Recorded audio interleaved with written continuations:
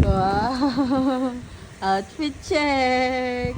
Hello guys! So Monday na naman ngayon dito sa Canada kaya ihahatid ko si kuya sa school. Pero bago yan, tara muna magpala ng snow. Kailangan ko kasi itong tanggalin muna kasi mas mahirap ito tanggalin kapag nadaanan na ng sasakyan. At syempre, kailangan buhayin muna natin ang sasakyan para kapag sumakay ang mga bata, hindi na ganun kalamig. And yan, check muna natin yung temperature kung okay. Oh, kuya, Tapos show yan, mo mag-outfit check daw si kuya. Kiss me snow pants. And then kuya will wear his jacket. Oh, kuya. Wear your jacket. Show them.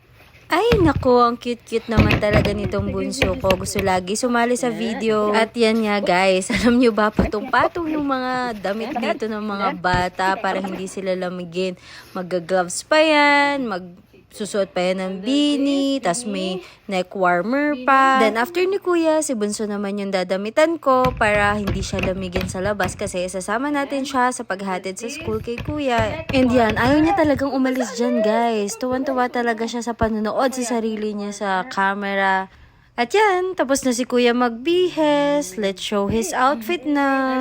Wow! Beanie, neck warmer, gloves. Show your gloves. Show your gloves.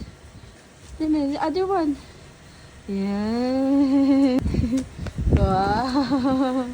Outfit check. So yan, papunta na kami sa school ni kuya, which is malapit lang naman sa bahay. Siguro mga 4 to 5 minutes drive.